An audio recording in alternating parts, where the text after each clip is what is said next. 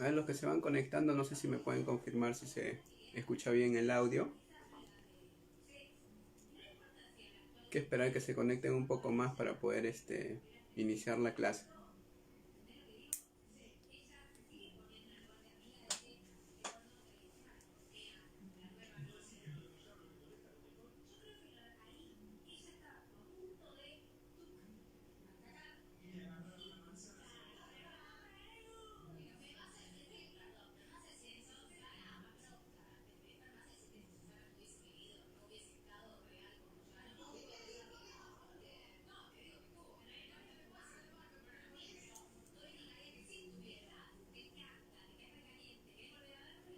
Hay que esperar que se conecten un poco más y iniciamos la clase.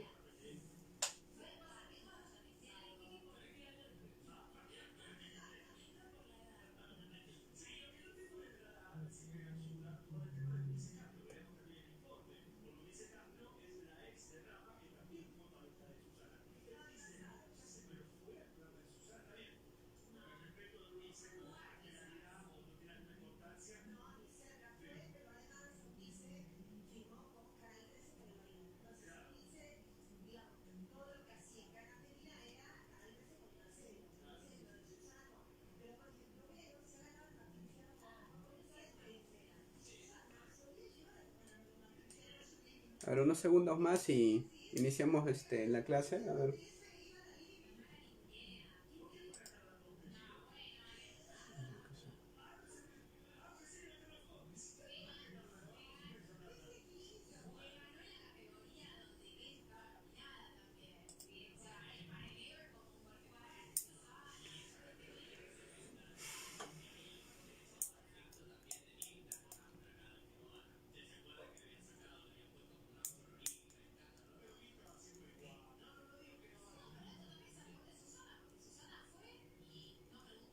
Bueno, yo creo que hay que estar iniciando ya con los que están en la transmisión, y si también hubiese posibilidad de que puedan compartir, pues también compartan, a ver si se puede llegar a otros, para otras personas más.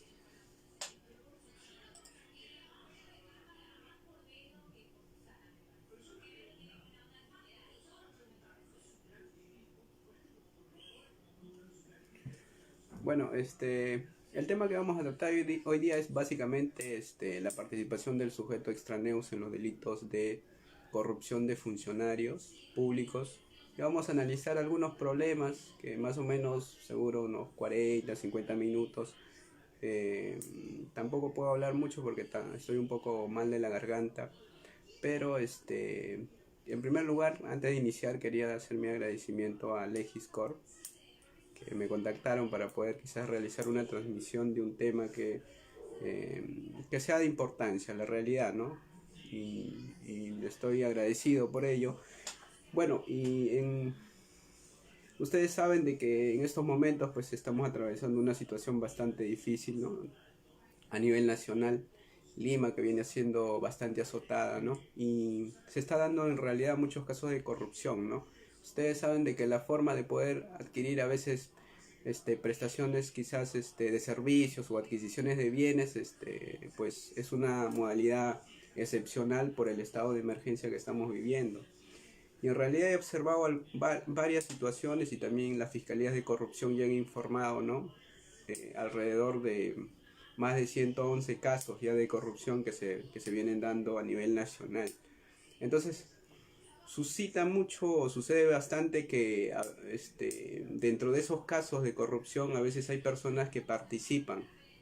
Me confirman el audio, no sé si se escucha bien, ¿ya? Hay personas que no tienen una condición especial de funcionario, servidor público, y participan en las contrataciones, en las prestaciones de los bienes, de los servicios, como ha venido sucediendo. Ha habido varios casos, por ejemplo, muy sonados de la Policía Nacional acá de Avenida España, de Aramburú, en donde se han realizado adquisiciones, y resulta pues de que era una persona que anteriormente había trabajado en la PNP, ha estado en retiro, y por ahí apareció por ahí una persona que no tenía ni siquiera vínculos con el Estado, y que al final de cuentas cuando la prensa le fue a entrevistar y que no sabía nada si realmente había prestado o no servicios y no sabía además si realmente le habían pagado o no por los servicios que había prestado, por ejemplo, de fumigación. Entonces, hay esos supuestos en el cual se da en que hay ciertos funcionarios públicos o servidores públicos que se coluden con personas que no tienen, que digamos, esa condición de funcionarios y servidores públicos. Ese es el tema que hoy día vamos a tratar justamente. Ustedes saben de que anteriormente pues el autor, ¿no? La definición clásica que nosotros conocemos viene a ser pues la que se considera el autor aquella persona que ejecuta el hecho o que comete el delito por propia mano. O sea, yo soy la persona que yo mato, yo soy la persona que cojo el arma y mato a alguien, yo agarro el cuchillo, mato a alguien por mi propia mano, yo soy la persona que robo, yo soy la persona que hurto, que cometo usurpación, etcétera, etcétera. Esa es una definición clásica, ¿no? Que anteriormente se venía dando desde hace mucho tiempo, desde antiguos. Entonces, que durante el tiempo, a veces el autor no solamente ha sido pues aquel sujeto que comete el hecho delictivo por propia mano. Ahora pues la autoría en estos delitos especiales, ¿no? Los delitos de corrupción de funcionarios vienen a ser delitos especiales. Entonces, a veces para cometer hechos delictivos no necesariamente se requiere una persona, sino se necesita varias personas para cometer los eventos delictivos. Entonces, como autor uno necesita a veces cooperar, prestación de algún hecho delictivo de alguien, o sea, de un sujeto diferente quizás al de autor. Entonces, esas definiciones clásicas de autoría desde hace mucho tiempo han quedado a un lado. Hoy en día, pues, el concepto de autora es un concepto que se ha extendido, se ha ampliado un poco más. Entonces, había pues un concepto de autor que consideraba, ¿no? Que se llama el sistema unitario, y por ahí existe el otro que viene a ser un sistema diferenciador en cuanto a doctrina. ¿Qué nos decía el sistema unitario del autor? El sistema unitario del autor nos decía que aquella persona, o sea, que así sea el partícipe, sea cómplice primario, sea el instigador, cómplice secundario, así sea el coautor, así sea el autor, no nos interesa, decía el sistema unitario. Este sistema unitario decía, no, aquí todos han cometido hecho delictivo y todos tienen que responder bajo el título de autor, como si todos fueran autores. Aquí no tenemos que hacer distinciones, que participación, que cómplice primario, cómplice secundario, que coautoría, etcétera, etcétera. No se hacían problemas el sistema unitario. Entonces, eso era, de alguna forma, era atentatorio contra el título de imputación. El título de imputación implica básicamente bajo qué condición va a responder ese sujeto por un hecho delictivo que comete. Por ejemplo, si yo soy, mi grado de participación mío no es que digamos necesaria como el del cómplice primario, no sería correcto de que mi participación mío de cómplice secundario me imputen como cómplice primario. Eso sería realmente injusto. Entonces, por ahí nace el sistema diferenciador. El sistema diferenciador básicamente lo que trata es diferenciar los grados de participación, ¿no? Autor por un lado, la coautoría por otro lado, la participación por otro lado, que puede ser cómplice primario, cómplice secundario y la instigación por otro lado. Entonces, estos dos sistemas, básicamente el sistema diferenciador, pues que ha imperado y ha quedado como doctrina establecido y que nuestro Código Penal también lo recoge. Entonces, hay ciertos grados de autoría y de participación que se dan cuando uno comete el evento criminal. En primer lugar, tenemos pues por ahí la autoría. La autoría se divide pues en dos, ¿no? Que viene a ser autoría mediata y la autoría inmediata. La autoría inmediata pues viene a ser una definición clásica de hace mucho tiempo que puede ser aquella persona que comete el hecho delictivo por sí mismo, por propia mano. O sea, yo robo, yo hurto, yo cojo cualquier cosa, yo mato, o sea, uno mismo. Ese es el autor inmediato, ¿no? En cambio, el autor mediato es aquel sujeto detrás, o sea, es el autor detrás es el autor detrás del autor. Él no realiza el hecho delictivo por sí mismo, sino que instrumentaliza a otro, utiliza a otro sujeto o a través de otros objetos, ¿no? y puede cometer el hecho delictivo. O sea, él no interviene, sino que él imparte una orden, ¿no? Él prevé, ¿no? Y comete el hecho delictivo a través de otra persona. Es lo que le conocen como el autor intelectual. Él no interviene en los hechos delictivos. Entonces, y por ahí existe la coautoría, que la coautoría desde mi punto de vista viene a ser una forma de autoría nada más. Sino que la diferencia es de que en la coautoría existe pues existe una voluntad conjunta, existe un acuerdo común entre todos los sujetos quienes van a cometer el hecho delictivo y llegan a un consenso y se reparten roles y funciones. Dice, por ejemplo, una banda o una organización criminal quiere asaltar un establecimiento bancario, ¿no? El otro ataca al vigilante, el otro a los trabajadores, el otro va a la bóveda, ¿no? El otro va con el carro y espera ahí que salgan todos los delincuentes y una vez que ya cometen el hecho delictivo y todos fugan, ¿no? Entonces hay un acuerdo común, hay una comisión de un hecho delictivo conjunto. Entonces, la coautoría trae ciertos problemas cuando quizás haya casos de criminalidad organizada, porque a veces en casos de crimen organizado, cuando se da la coautoría, a veces existe situaciones en las cuales hay ciertos sujetos que tienen conductas neutrales. Y a veces ustedes saben que las conductas neutrales pues vienen a ser aquellos supuestos en el cual a veces se le mete en el hecho delictivo a una persona que ni siquiera tiene nada que ver. Lo típico clásico, por ejemplo, de los conductores, de los choferes que a veces le toman servicio de taxi, él no sabe que son delincuentes y a veces terminan siendo procesados, ¿no? Investigados.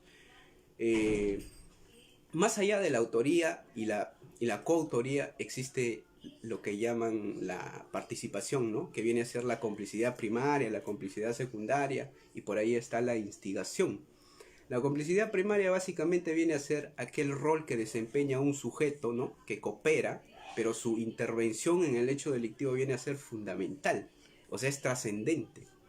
Y el cómplice primario responde, o sea, la pena que le corresponde a él depende también a la del autor, o sea, es accesorio, ¿no? Pero nuestro código penal prevé de que la pena que le corresponde al cómplice primario viene a ser el mismo que del autor, aunque, aunque rige la accesoriedad, ¿no? El principio de accesoriedad.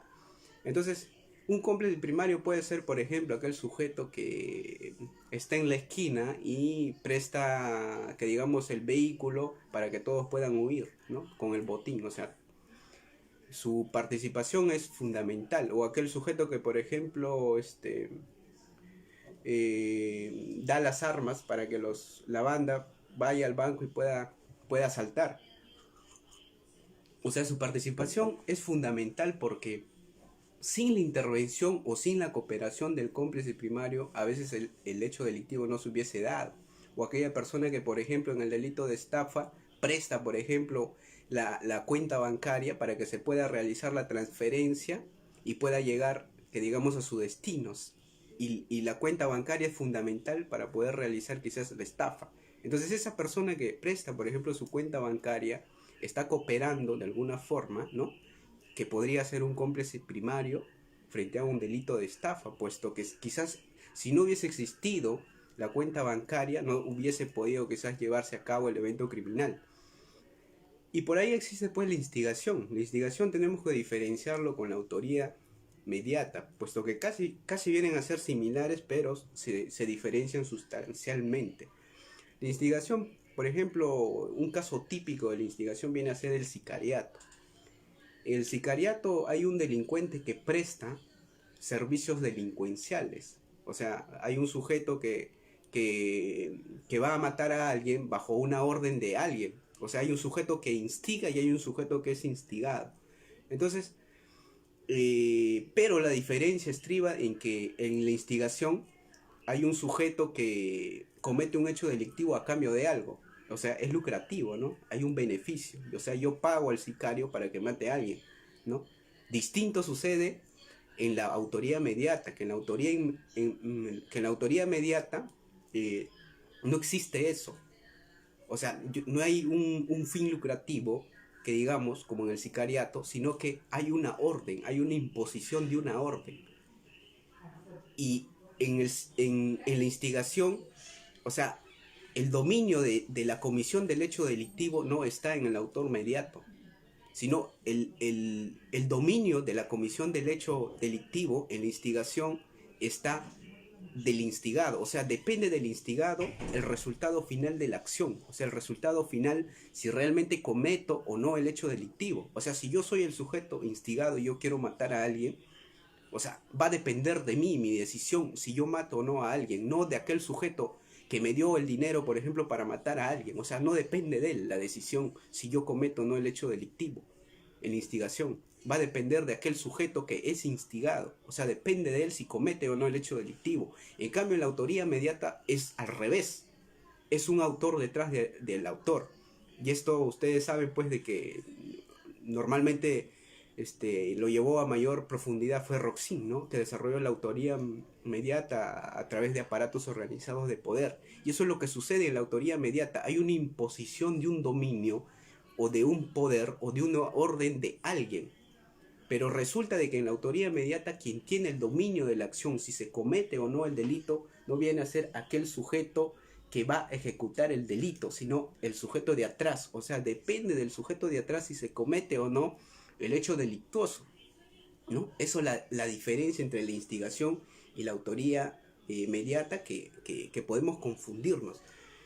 Entonces, eh, habiendo ya hecho estas distinciones para poder entrar básicamente a desarrollar el tema de la autoría y la participación del sujeto extraneus en los delitos especiales, que vienen a ser los delitos de corrupción de funcionarios, el Código Penal, hay diferentes clasificaciones de delitos, pero básicamente la especialidad o no del delito, esto depende del sujeto. O sea, hay delitos especiales y hay delitos comunes de acuerdo a la clasificación de los delitos por el sujeto, o sea, por el sujeto nada más, porque hay otros tipos de delitos también, por la ejecución, por la acción, por la subjetividad y muchas cosas más. Entonces, aquí vamos a ver la clasificación por el sujeto, pero vamos a tocar básicamente los delitos especiales que vienen a ser los delitos de corrupción de funcionarios. Eh, los delitos de corrupción de funcionarios se encuentran el artículo 300, a partir del artículo 376 al 401, son los delitos de corrupción de funcionarios. Básicamente los delitos de corrupción de funcionarios vienen a ser delitos especiales. También hay que diferenciar lo especial propio y lo especial impropio, o sea, eso es algo básico. Estamos ante un delito especial propio cuando el delito no tiene una correspondencia con un delito común. Por ejemplo, el delito de prevaricato no viene a ser un delito de corrupción de funcionarios, pero sí viene a ser un delito contra la administración pública. El delito de prevaricato es un delito especial eminentemente propio. ¿Por qué eminentemente propio? Si ustedes revisan el Código Penal, ustedes no van a encontrar otro artículo aparte del mismo delito de prevaricato que pueda calificarse bajo un delito común a un sujeto que pueda cometer el delito de prevaricato. No van a encontrar. Y es justamente eso su característica que lo hace un delito especial propio. Los delitos especiales requieren, para que se cometa el hecho delictivo, de acuerdo a la calidad del sujeto, exigen una condición o una cualidad especial. En cambio, en los delitos comunes, pues ustedes saben que en los delitos comunes puede cometerlo el hecho delictivo cualquier persona. O sea, todos podemos cometer el hecho delictivo, sin reunir ninguna condición o alguna cualidad especial. En cambio, en los delitos especiales no sucede eso. En los delitos especiales, para que tú cometas el hecho delictivo, tú necesitas reunir ciertas condiciones o ciertas cualidades especiales. Por ejemplo, el delito de parricidio. Yo no podría, por ejemplo, cometer parricidio si yo mato, por ejemplo, a la mamá o al papá de ustedes, quienes me están viendo. ¿Por qué? Porque yo no reúno dentro de esos círculos de autores que pueden cometer el delito de parricidio, yo no me encuentro comprendido. Entonces, ¿quiénes pueden cometer parricidio? El hijo que mata a su mamá, pues, o aquel que mata, por ejemplo, a su conviviente, ¿no?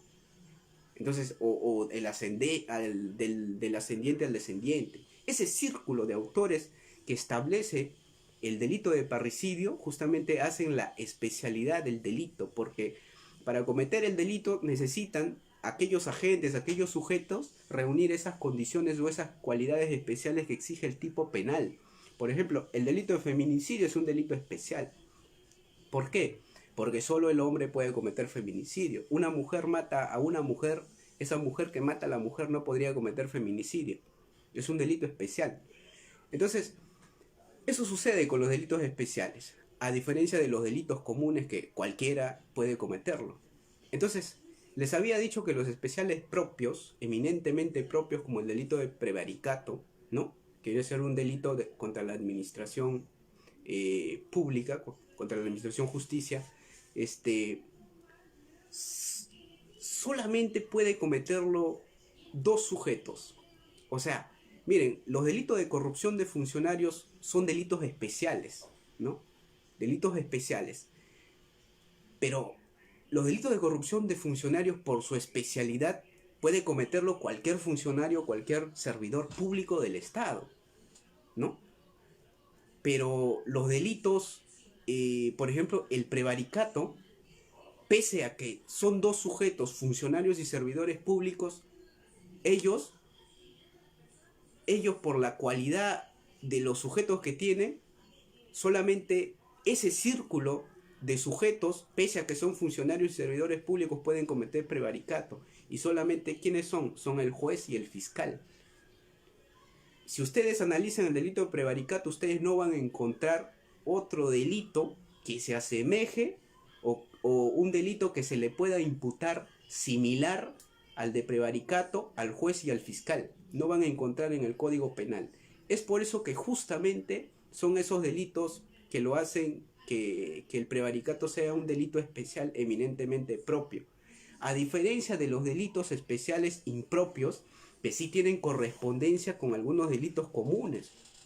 Por ejemplo, el delito de peculado, un delito de corrupción de funcionarios, es de un delito especial impropio porque esta sí tiene una correspondencia con un delito común. Por ejemplo, tienes hurto, apropiación ilícita, tienes hurto de uso, dependiendo de qué tipo de peculado se trate, ¿no? Por ejemplo, enriquecimiento ilícito, apropiación ilícita, o sea, hay delitos especiales impropios que sí tienen correspondencia con delitos comunes. Entonces, los delitos de corrupción de funcionarios en su gran mayoría vienen a ser delitos especiales impropios. ¿Correcto? Entonces, para hacer esa diferenciación, entonces, los delitos especiales, en los delitos de corrupción de funcionarios, básicamente la especialidad de estos delitos se fundamenta en la infracción de ciertos deberes o ciertas funciones o ciertos vínculos que tiene, en este caso, el sujeto cualificado. Que el sujeto cualificado viene a ser los funcionarios y los servidores públicos, que prestan sus servicios al Estado, quienes trabajan, quienes están vinculados a la función pública, prestan servicios a nombre del Estado, ¿no? Entonces, estos sujetos reúnen cualidades especiales, que solamente son funcionarios y servidores públicos pueden cometer los delitos de corrupción de funcionarios, ¿correcto? Peculado, malversación de fondos, enriquecimiento ilícito, colusión, cohecho, etcétera, etcétera. Todos estos delitos solo pueden cometer los funcionarios y servidores públicos, ¿correcto? Pero ¿qué sucede? Cuando dentro de ese círculo de autores, esos círculos de autores cualificados, funcionarios y servidores públicos, hay sujetos que no reúnen cualidades especiales? Exige el tipo penal. Por ejemplo, peculado. El delito de peculado, ¿qué nos dice? El funcionario o servidor público que se apropia o utilice en cualquier forma para sí o para otros caudales o efectos cuya percepción, administración o custodia le estén confiado por razón de su cargo. O sea, si ustedes analizan, por ejemplo, el delito de peculado es un delito especial, ¿no? Que hace alusión solamente a quienes, al funcionario y al servidor público. O sea, ¿Quiénes pueden cometer el delito de peculado? Son los funcionarios y servidores públicos. Correcto. Entonces, pero sucede en algunos casos, no en la mayoría de casos, que participan sujetos que no reúnen esta condición, o sea, no tienen esa cualidad especial. Entonces, ¿qué pasa en ese tipo de situaciones? Y eso sucede con mucha frecuencia, y eso es lo que está pasando también actualmente en esta época, puesto que hay personas que están prestando ciertos servicios, ¿no? Y que al final de cuentas, para poder rendir las cuentas, ¿no? Porque obviamente que cuando se trata de contrataciones excepcionales frente a estas situaciones de emergencia, las rendiciones de las cuentas se hacen después. Entonces yo hago contrataciones directas, o sea, así directamente. Entonces es ahí, en este tipo de contrataciones directas que se hace, excepcionales, justamente en donde se da los mayores actos de corrupción. Entonces es por eso que tenemos que estar al tanto frente a ese tipo de situaciones. Entonces hay muchos sujetos dentro de los actos de corrupción que participan, sujetos que no reúnen estas condiciones de funcionarios y servidores públicos. Estos sujetos que no reúnen las condiciones de funcionarios o servidores públicos, que no vienen a ser sujetos cualificados, se les llama como los sujetos extraneos, así lo llama la doctrina. Y aquellos sujetos que se les conoce como funcionarios o servidores públicos, o que viene a ser el sujeto especial, que sí reúnen las cualidades que exige el tipo penal, la doctrina lo llama como los sujetos intraneus. Entonces, ¿cómo debe responder este sujeto que no tiene esa condición o esa cualidad? Puesto que para poder yo responder por un delito especial, yo tengo que tener esa condición o esa cualidad. Si yo no soy funcionario, yo no soy servidor público, ¿yo por qué tendría que responder por un delito de corrupción de funcionarios si yo no soy funcionario y servidor público? O sea, yo no estoy vinculado a la administración pública. En cambio, los funcionarios y servidor público sí vienen a ser aquellas personas que establece el artículo 425 del Código Penal. Ustedes leen el artículo 425 del Código Penal, ahí están cuáles son los sujetos quienes se les considera funcionarios y servidores públicos, muy aparte de la ley 2744, que también da algunos conceptos, algunos lineamientos de funcionarios y servidores públicos. Pero el artículo 425, ahí está los funcionarios y servidores públicos. Entonces, los funcionarios y servidores públicos vienen a ser aquellas personas que tienen, sobre todo los funcionarios, los servidores públicos vienen a ser aquellas personas que trabajan para el Estado, que prestan servicios al Estado. El funcionario público viene a ser aquella persona que tiene un vínculo funcional que el Estado le ha conferido, o sea, le ha dado a este sujeto para que él pueda cautelar, pueda custodiar, pueda respetar, pueda trabajar, o sea, la correcta administración pública. O sea, el Estado confía, ¿no?, de que este sujeto, porque ha reunido ciertas condiciones o ciertas cualidades para asumir esos cargos, él tiene que cautelar el correcto funcionamiento, la correcta administración pública. Que la administración pública viene a ser la columna vertebral del Estado, de cómo funciona toda esta máquina que se llama Estado, de los diferentes órganos y las diferentes entidades estatales que nosotros conocemos, ¿no? Dentro de ese desempeñan funcionarios y servidores públicos, o sea, hay cantidad. Entonces, los funcionarios y servidores públicos a veces tienen ellos saben cuáles son sus funciones, sus deberes, ellos conocen su ROF, su MOF, su CAP, ellos saben que como funcionarios y servidores públicos deben respetar la ética pública, ¿no? Pero a veces pues sucede de que infringen sus deberes funcionales. Entonces, justamente cuando infringen sus deberes funcionales estas personas, pues implica pues ciertos actos en el cual incurren actos de corrupción o algunos actos ilegales. Entonces, estos sujetos quienes infringen sus deberes funcionales, obviamente que si se trata de delitos de corrupción de funcionarios deberían de responder por corrupción de funcionarios, ¿correcto? Entonces, estos sujetos están ligados, están vinculados al Estado, porque el Estado les ha conferido de que tienen que actuar de acuerdo a sus funciones, ¿no?, que desempeñan. Y si infringen, efectivamente tienen que responder por los delitos que quizás cometan. Pero ¿qué sucede cuando ustedes, por ejemplo, leen alguna sentencia de corrupción de funcionarios? Resulta de que a veces los jueces resuelven diciendo, por ejemplo, pueden tener un caso, por ejemplo, de un policía que recibe, por ejemplo, una coima, por ejemplo, de 80 soles, o algunos casos, a veces de los universitarios, que a veces hay ciertos policías, perdón, los profesores para aprobar el curso te cobran 50, 100 soles. ¿Cuántos casos se ha intervenido en las universidades? Y si ustedes se dan cuenta, cuando los jueces emiten la sentencia, ellos no dicen, mira, yo impongo 5 o 6 años de pena privativa de libertad efectiva a este sujeto porque él ha infringido sus deberes funcionales. Sino que los jueces, cuando emiten a veces las sentencias, ellos dicen, yo te impongo 6, 7 años, ¿no? Por haber cometido este delito, por haber recibido el dinero a cambio de algo. Pero ustedes a veces no van a encontrar el razonamiento y los fundamentos del juez de que te impongo tantas penas porque tú has infringido tus deberes funcionales. ¿A qué quiero llegar con esto? En los delitos de corrupción de funcionarios, o sea, no interesa.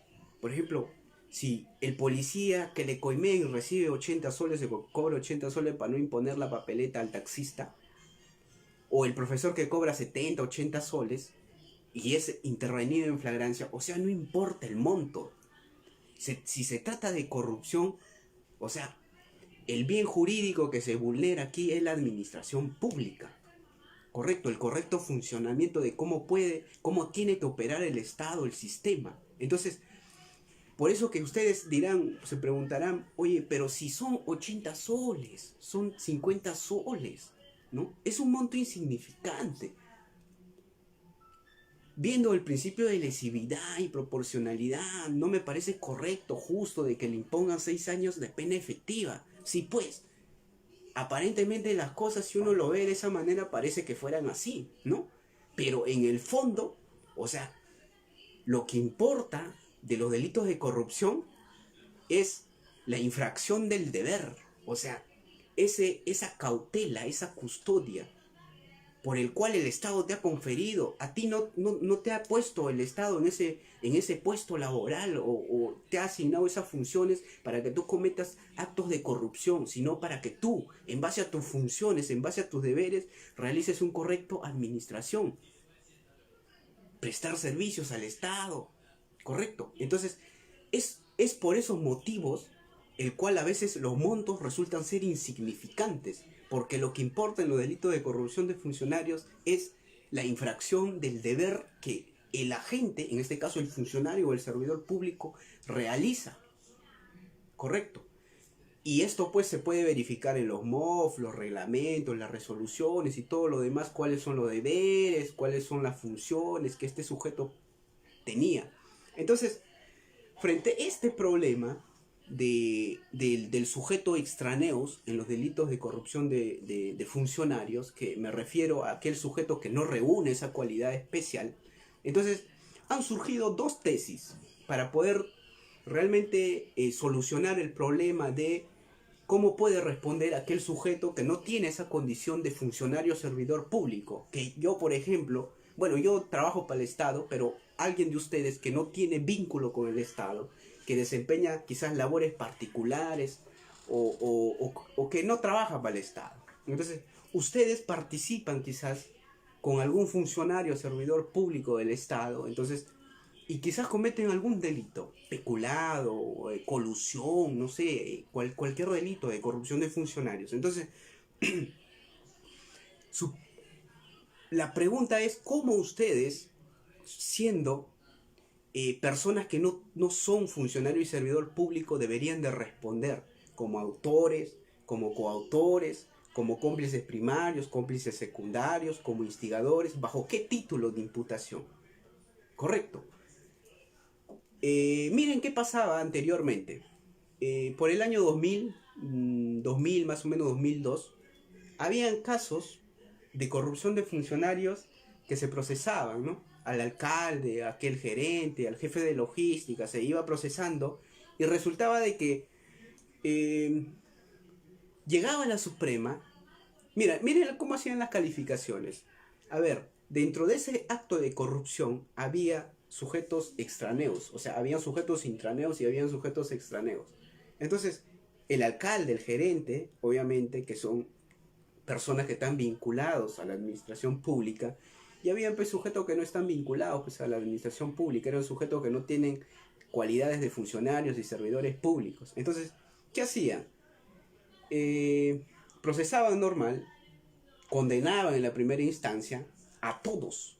Pero ¿cómo calificaban los hechos? Miren, si el alcalde o el gerente cometía el delito de peculado y aquel sujeto que no era funcionario o servidor público participaba en ese hecho delictivo, entonces este sujeto que no tenía esa condición de funcionario o servidor público, a él le imputaban por el delito, por ejemplo, de hurto o de apropiación ilícita o hurto de uso.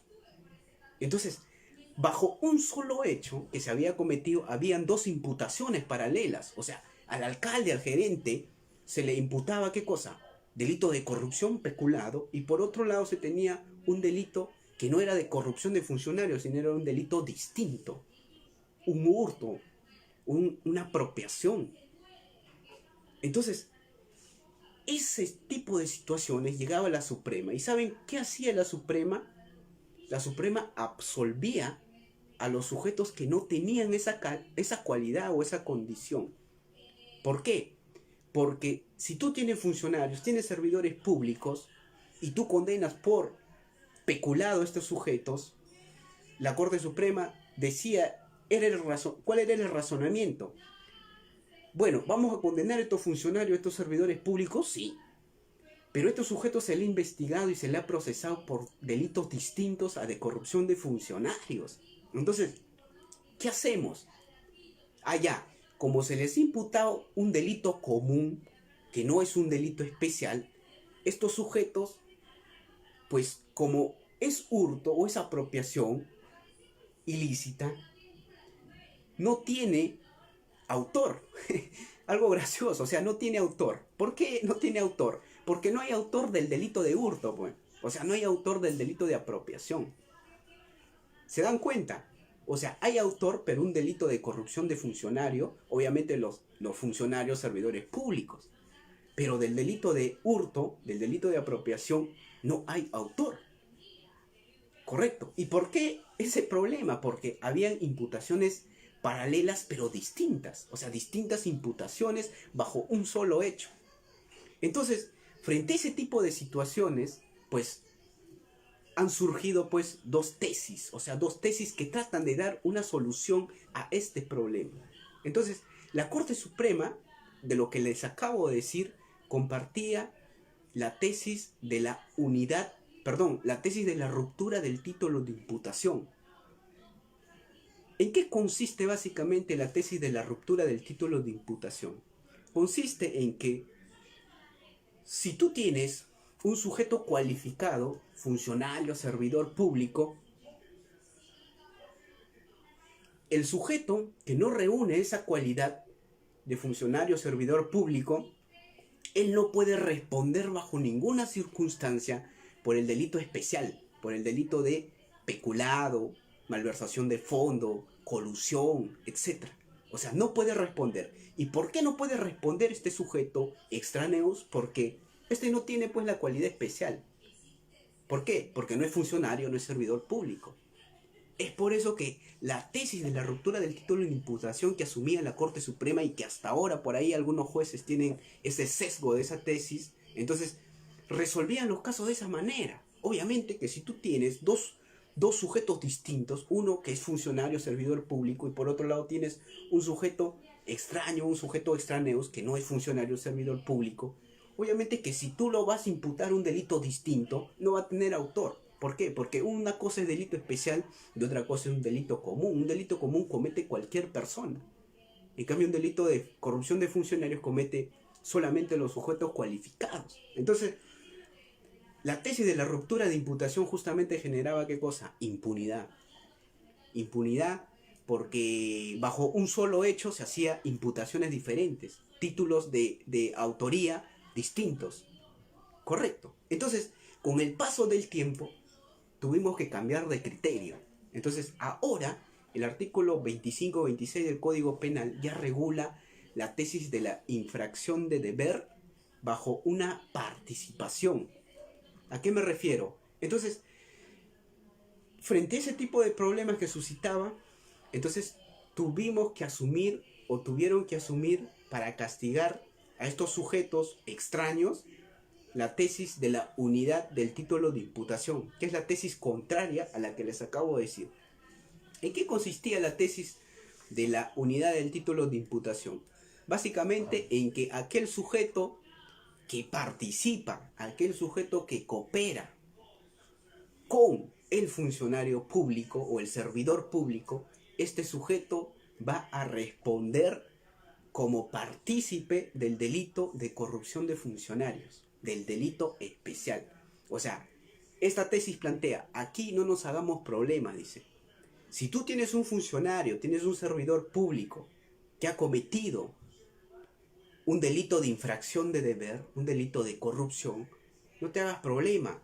Si tienes tú a un sujeto extraño que ha participado con ese sujeto, ¿cómo lo vas a absolver? O sea, ¿cómo vas a dejar impune a ese sujeto?